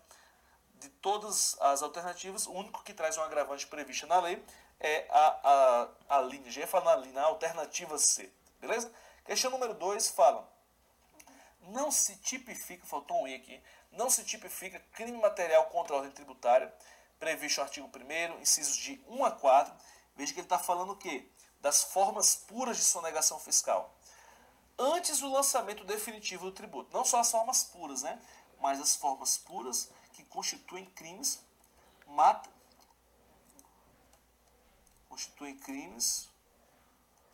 materiais, certo? Materiais. Então, não se tipifica crime material contra a ordem tributária, previsto no artigo 1º, inciso de 1 a 4, antes do lançamento definitivo do tributo. O enunciado da súmula vinculante, 24 do STF, citado assim, mais diretamente implica aqui. O que ele quer saber aqui, meu querido, minha querida? O que ele quer saber aqui? Quais são as decorrências dessa súmula vinculante 24, certo? Eu trouxe várias decorrências. Qual, dentre essas alternativas, traz uma decorrência dessa súmula vinculante 24? O erro sobre elemento do tipo penal excluidório, nada a ver, não é essa a decorrência. Reduz-se a pena até o recebimento da denúncia, o agente cometido violência, ele está trazendo alguns conteúdos lá do direito penal. O que tem aqui, entre as alternativas que constituem a decorrência dessa súmula vinculante 24, é a alternativa C, que fala que a prescrição começa a correr do dia em que o crime se consumou. E quando é que o crime se consuma? Com o lançamento definitivo do tributo. Beleza? Questão número 3. O crime contra a ordem tributária, previsto no artigo 1º, incisos 4 da Lei 8.137, elaborar, distribuir, fornecer, emitir ou utilizar documento que saiba ou deva saber falso ou inexato, com relação a esse inciso 4, essa conduta, ele quer saber qual é a alternativa correta, certo? Ele é punido a título de culpa? Nós já vimos que apenas alguns crimes lá da categoria dos crimes contra as relações de consumo é que são punidos a título de culpa, beleza? Então esse aqui de fato não é punido a título de culpa. Caracteriza-se independentemente da intenção de suprimir tributo. Nós vimos que os crimes materiais, que são aqueles do inciso 1º ao inciso 4 do artigo 1º, você tem que ter o quê? Supressão ou redução de tributo mais fraude.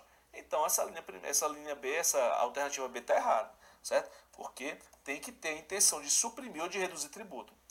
Alternativa C, caracteriza-se independentemente da remuneração a quem fornece o documento falso ou inexato. Com certeza. Veja que aqui ele não traz nenhuma obrigação de você remunerar quem fornece o documento falso ou inexato. Ele não traz essa previsão. Certo? Então, independentemente de você remunerar quem fornece esse documento, o crime está configurado. Tranquilo? Ele colocou coisas que não estão previstas na figura típica, lá do inciso 4 do artigo 1º da 8.137. Tranquilo? A letra D está errada também, porque veja que a letra B e D, elas contêm o mesmo erro. São simétricas no mesmo erro, né? Porque uma fala em suprimir, outra fala em reduzir. E isso tem que estar presente, porque é supressão e redução. Supressão ou redução mais a fraude. Não pode ser praticado por quem não é contribuinte, pode-se porque é um crime comum. Beleza? Então, a alternativa certa é a alternativa C. Vamos para a questão 4. Os crimes contra as relações de consumo previstos na Lei 8.137 são punidos apenas na modalidade dolosa. Apenas na modalidade dolosa, crimes contra o consumo, professor? Não. Ora, os crimes contra as relações de consumo, alguns deles são punidos na modalidade culposa. Então, você está falando que esses crimes são punidos apenas na modalidade dolosa, essa questão está o quê? Essa questão está errada. Beleza? Questão número 5, questão grande, fala que julgue o item relativo aos crimes contra a ordem econômica e as relações de consumo. Considera a seguinte situação hipotética. O proprietário de um pequeno comércio expôs à venda mercadorias um dia antes de expirar seu prazo de validade. E apenas 7 dias após sua validade, essa mercadoria que ficou imprópria ao consumo foi retirada das prateleiras. Posteriormente, o proprietário do estabelecimento informou ter havido greve do setor de transporte coletivo, razão por que seus empregados não compareceram ao trabalho e, consequentemente, os referidos produtos não puderam ser recolhidos. Mas, mesmo assim, ele conseguiu abrir e manter seu comércio em funcionamento. Nessa situação, mesmo que a mercadoria com prazo de validade vencido não tenha sido adquirida por nenhum cliente, certo? O fato descrito caracterizou crime contra as relações de consumo, mesmo que praticado na forma culposa. Essa questão número 5 está certa, porque não basta você vender. O mero fato de você expor a venda já configura o crime. E esse crime é um dentre os quais, lá da categoria dos crimes contra as relações de consumo, que admite a modalidade culposa. Certo? Então, portanto, questão 5 correta. Vamos dar mais um minutinho aí, um minuto só, um minuto, e a gente já volta para resolvermos mais algumas questões sobre essa lei 8.137. Até daqui a pouco.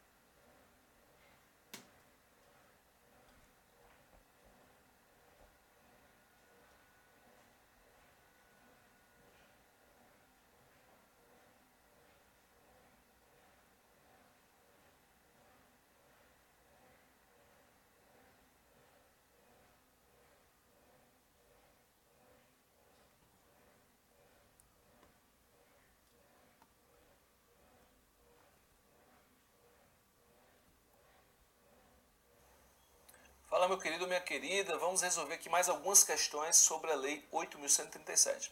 Já vou avisar que deixaremos a 5553 para a semana que vem, certo? Não vai dar tempo hoje nós explorarmos os detalhes da 5.553, mas semana que vem, às 10 horas, na quinta-feira, nós faremos a análise dessa lei, que é uma lei curta, mas que nós traremos também aqui algumas questões para vermos como é que ela aparece na sua prova.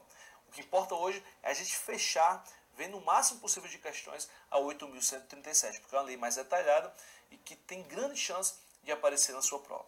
Tranquilo? Porque tem muitas possibilidades e pegadinhas. Então, vamos explorar e esgotar essas questões que eu trouxe para vocês. Foram 20 questões, vamos responder agora mais 15 dessas questões. Questão número 6 fala, julgue o item relativo aos crimes contra a ordem econômica e as relações de consumo. O acerto ou ajuste feito no âmbito do mesmo grupo econômico, com o fim de tabelar os preços de seus produtos, não é considerado crime contra a ordem econômica. Essa questão, por mais que você não lembrasse da lei, se você utilizasse sua noção de mundo, você conseguiria acertar. Veja que está falando aqui do mesmo grupo econômico. Não está falando de grupos econômicos distintos, empresas distintas, mas o mesmo grupo econômico. E é uma prática normal. O mesmo grupo econômico estabeleceu os mesmos preços. Quando você vai comer um sushi de uma dessas redes de sushis muito famosas, por exemplo, você vai pagar um preço diferente se você for no shopping, sei lá, no Conjunto Nacional aqui de Brasília, ou se você for lá no Terraço Shopping, por exemplo? Não, vai ser o mesmo preço. Por quê? É uma prática para beneficiar o consumidor. O consumidor está sabendo que está pagando o mesmo preço, independentemente de qual loja, qual franquia que ele está frequentando, certo? Então, o mesmo grupo econômico ele pode fazer essa fixação de preço, esse tabelamento de preço. O que não pode fazer, grupos econômicos distintos, empresas distintas, se juntarem para tabelarem artificialmente, fixarem artificialmente esses preços, tá? Então, quando você for fazer uma prova de concurso, tente não ficar apenas nesse cheque de conteúdo memorizado. Ah, olha só, eu li isso em algum lugar. Saia da caixinha, certo? Expanda seus horizontes. Raciocine a questão. Não fique apenas, olha, tentando acessar o seu repertório de conteúdos memorizados. Saia da caixinha e raciocine, utilizando tanto conhecimentos de áreas conexas, de disciplinas conexas, como também sua noção de mundo, a sua vivência, tranquilo? Portanto, a questão 6 é uma questão correta, porque realmente essa prática não é considerada crime contra a ordem econômica. Questão 7. Considera-se típica, segundo o entendimento do STF, a conduta de falsificar nota fiscal, certo? Ainda que a autoridade tributária, certo? Ainda que a autoridade tributária não tenha efetivado o lançamento definitivo do tributo. Ora, se não foi efetivado o lançamento definitivo do tributo, o que é que não aconteceu aqui? O que é que não aconteceu? A consumação do crime. Certo? O crime não se consuma. Se o crime não se consumou porque não foi feito o lançamento definitivo do tributo, essa conduta vai ser típica? De forma alguma. Certo? Vai ser uma conduta atípica. Portanto, questão 7, uma questão errada. Beleza? Questão 8. O agente que, no intuito de suprimir tributo, omitir informação às autoridades fazendárias e com esse ato fraudar a fiscalização tributária, cometerá um único crime contra a ordem tributária. Claro, ele suprimiu, certo? Ele omitiu informação e fraudou a fiscalização. Tudo isso constitui uma mesma conduta, certo? Mais uma vez, aqueles crimes de sonegação fiscal, crimes materiais, que envolvem o quê? A supressão ou a redução de tributo mais a fraude, você não vai responder pela fraude e pela sonegação. Você só vai responder pela sonegação fiscal. Tranquilo? É por isso que essa questão número 8 ela está correta, porque você comete um único crime contra a ordem tributária. Questão 9. A conduta do fiscal que aceita a promessa de vantagem pecuniária para deixar de lançar a contribuição social devida pelo contribuinte é tipificada como crime funcional contra a ordem tributária. Perfeito. Essa questão está correta, porque realmente, como é uma legislação específica e traz um crime funcional específico, esse sujeito ele não vai responder de acordo com o Código Penal. Ele vai responder de acordo com a Lei 8.137, portanto, questão 9, questão correta. Questão 10. Suponha que antes do término do correspondente processo administrativo de lançamento tributário, portanto, ainda não houve o lançamento definitivo do tributo, o MP tenha oferecido denúncia contra Maurício por ele ter deixado de fornecer, em algumas situações, notas fiscais. Ele deixou de fornecer notas fiscais relativas a mercadorias efetivamente vendidas em seu estabelecimento comercial. Nesse caso, de acordo com a jurisprudência pacífica do STF, a inicial acusatória não deve ser recebida pelo magistrado, dada a ausência de configuração de crime material. Meu querido, essa hipótese é aquela hipótese do inciso 5º do artigo 1º, ao qual não se aplica a súmula vinculante número 24 do STF. É aquela hipótese do crime de você deixar de fornecer, deixar de entregar, se negar a entregar a nota fiscal, beleza? É um crime formal, não é um crime material, e a ele não se aplica a súmula vinculante 24. Portanto, essa questão 10 está errada. Vamos para a questão 11. João, com mais de 18 anos de idade, e seu irmão Pedro, com 17 anos de idade, ambos residentes no Distrito Federal, em endereço conhecido, constituíram neste local um negócio informal e passaram a vender roupas, sem informar esse fato ao fisco, deixando de constar no cadastro fiscal. Após a fiscalização, a administração tributária descobriu que a prática de atividade comercial durava mais de 2 anos sem nunca ter sido recolhido nenhum tributo. Certo? O fisco lavrou o correspondente auto de infração contra João e Pedro para cobrar o tributo suprimido. Ainda com referência à situação hipotética descrita, julgue os itens a seguir acerca do ilícito tributário e de crimes contra a administração tributária. Então ele trouxe uma situação hipotética E aqui nós vamos analisar qual é a assertiva. A questão vai estar aqui, entre esses dois traços aqui. Se antes do recebimento da denúncia, João ou Pedro efetuar o pagamento integral da dívida, ficará extinta a punibilidade do crime. Portanto, a punibilidade do crime é extinta com o pagamento, com o adimplemento, certo? Ele fala aqui, se antes do recebimento da denúncia. Por quê? Tem uma lei, acho que é 9294, que prevê que o pagamento antes do recebimento da denúncia leva à extinção da punibilidade. Só que a jurisprudência, ela vai além dessa lei 9294. Ela fala que a qualquer tempo, se você pagar a obrigação tributária, se extingue a punibilidade. Mesmo que tenha sido após o trânsito em julgado, se extingue sim a punibilidade. Tranquilo? Então, apesar do que diz essa lei 9294, o pagamento a qualquer tempo da obrigação tributária leva à extinção da punibilidade. Portanto, questão 11, questão correta. Questão 12.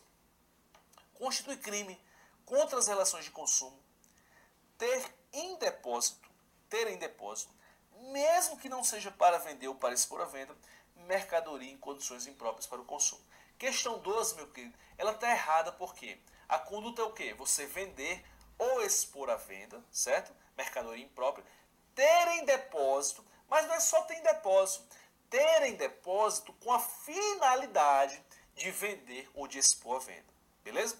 Então, o mero fato de ter em depósito não configura o crime. Tem que ser ter em depósito com a intenção, com a finalidade de vender ou de expor à venda. Questão 12, portanto, questão errada. Vamos para a questão 13.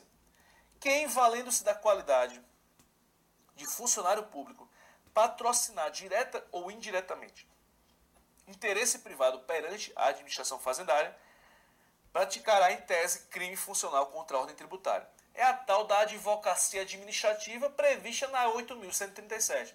Nesse caso, o sujeito ativo dessa infração penal não vai responder pelo Código Penal, mas por essa modalidade específica de advocacia administrativa que é realizada perante a administração tributária. Questão 13, portanto, questão correta. Vamos para a questão 14. No que se refere à aplicação do direito penal no tempo e no espaço, aos diversos crimes previstos na lei extravagância, julgue o item subsecutivo. Nossa, que palavra feia, CESP. Subsecutivo. Mas o CESP gosta de cada palavra que, pelo amor de Deus, só para confundir o candidato, né? Em conformidade com a lei que define os crimes contra a ordem tributária, econômica e contra as relações de consumo, qualquer pessoa poderá provocar a iniciativa do Ministério Público. O que é que ele vai falar aqui, meu querido? Ele vai falar da notícia crimes, né? Da notícia do crime. Sempre que você estiver fazendo uma questão no CESP, divida a questão, fracione a questão. Por exemplo, até esse traço aqui, essa questão está o quê? Ela está correta. Porque qualquer pessoa pode provocar a iniciativa do Ministério Público. Por que você tem que fazer isso? Tem que ter frieza quando você for fazer a prova do CESP. Muitas vezes você começa a ler a questão, ela está toda correta, o erro está lá no final. Só que quando você começa a ler a questão, ela está toda correta, você se apaixona pela questão, se apaixona à primeira vista e você até lê a parte final da questão. Só que você não lê com a mesma atenção, certo? Porque mentalmente seu cérebro já sofreu essa condição que é se apaixonar à primeira vista pelo comando inicial da questão. E muitas vezes você erra uma questão que você sabe, que quando você chega em casa e você vai conferir o gabarito, você, meu Deus, como é que eu errei essa questão? Eu sabia dessa questão e eu errei mesmo assim. Porque aconteceu esse fenômeno. Ainda mais o CESP, que é uma prova cansativa e que lhe destrói mentalmente. Ninguém sai do CESP, ninguém que passa em concurso sai do CESP. Meu Deus, que prova maravilhosa, eu passei, eu fechei a prova. Todas as provas do CESP que eu passei, foram 5, em todas elas eu saí destruído da prova, certo? E todos os meus colegas que passaram em prova do CESP também saíram cansados. Portanto, tenham frieza, separem a questão. Muitas vezes uma questão do CESP tem 2, 3 assertivas em uma só questão, em uma só afirmação, certo? Então, até aqui a questão está correta, mas vamos ler o resto da questão. Vamos ver se o resto da questão também está correto. Então, para que seja apurada a prática dos crimes relacionados à mencionada lei, beleza. Essa notícia crime tem que ser por escrito? Tem que ser por escrito, sim, professor, eu vi isso. Tem que indicar o fato, a autoria, o tempo, o lugar, os elementos de convicção, ou seja, aqueles elementos básicos que vão apontar ali os indícios mínimos e autoria de materialidade, tem sim Eu vi isso. Então, a primeira parte da questão está correta, a segunda está correta, a terceira está correta. A questão está toda correta, não tem nenhum problema. Eu não me apaixonei à primeira vista e também a questão estava correta do início até o fim. Tranquilo? Vamos para a questão número 15. Questão número 15 diz: no que diz respeito aos crimes previstos na legislação penal extravagante, julgue o item subsequente. Se os crimes funcionais previstos no artigo 3º da Lei 8.137, os crimes funcionais, forem praticados por servidor contra a administração tributária, a pena imposta aumentará de 1/3 até a metade. Aí você vai lembrar, as hipóteses de aumento de pena não se aplicam aos crimes funcionais contra a administração tributária. Certo? Portanto, a questão está errada. Vamos para 16. Servidor público que, na qualidade de agente fiscal, exigir vantagem indevida para deixar de emitir auto de infração por débito tributário e de cobrar a consequente multa, responderá, independentemente do recebimento da vantagem, pela prática do crime de concussão previsto na parte especial do Código Penal. Não vai ser concussão, vai ser o quê, meu querido? Crime previsto na 8.137, porque é um caso de um servidor específico da administração tributária. Tranquilo? Questão 16, questão errada. Vamos para 17. A lei estabelece, com relação ao sistema de vendas ao consumidor, em que o preço do produto seja sugerido pelo fabricante, que se este praticar crime contra as relações de consumo, responderá por esse ato também o distribuidor ou revendedor. Falei no início da aula, falei o seguinte, meu querido, se na cadeia de consumo o fabricante ele tiver essa posição de supremacia a ponto de ditar preços, ditar critérios básicos da relação de consumo, o revendedor não vai responder pela conduta, pela infração penal praticada pelo fabricante, certo? Então, nesse caso, está errado, porque nessa situação específica, o distribuidor e o revendedor não responderão por esses atos. Questão 18. Os tipos penais da lei dos crimes contra a ordem tributária, econômica e contra as relações de consumo são de regra dolosos. São de regra dolosos, tá aí tudo bem. Até aqui, meu querido, está tudo ótimo. Vamos ver o resto. Todavia, em sede de crimes contra a ordem tributária, não se cogita da existência de modalidade culposa, certo? Ou seja, a ordem tributária não tem crime culposo, ele está falando. Encontrado na referida legislação apenas em alguns tipos relativos aos crimes contra as relações de consumo. É exatamente o que nós estamos batendo aqui na mesma tecla.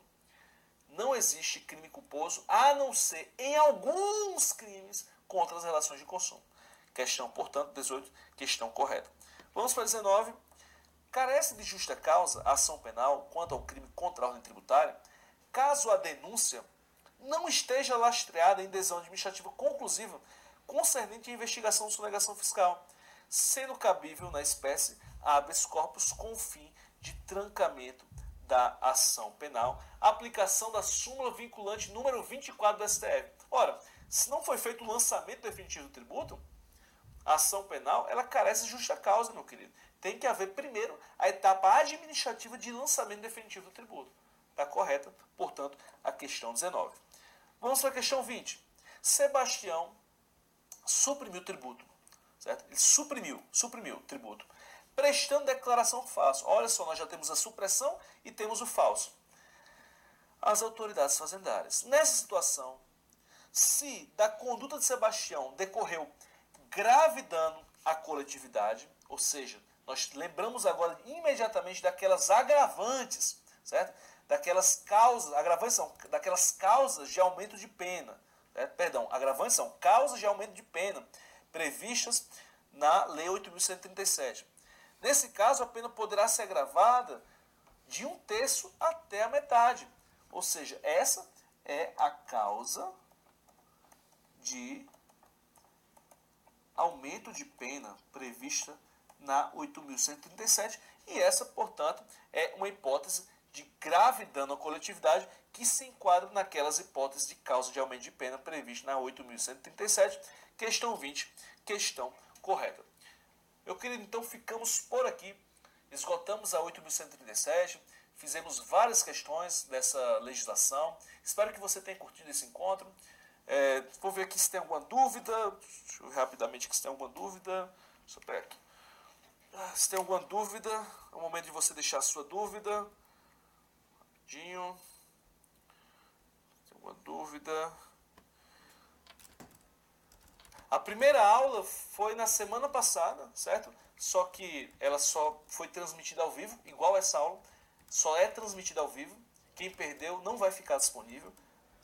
Agora, se você quiser, se você optar por investir e assinar a nossa plataforma do Gran Curso, você vai ter acesso a esse material. Não só acesso a esse material, mas uma plataforma completa, com questões e concursos públicos, um banco de questões com mais de 800 mil questões de concursos públicos, material em PDF, com material em vídeo, não só de um professor, mais de um professor produzindo materiais diferentes, ou seja, uma plataforma completa à sua disposição, certo? Na semana que vem, nós faremos a aula sobre a 5553, que é a Lei de Identificação Pessoal, certo?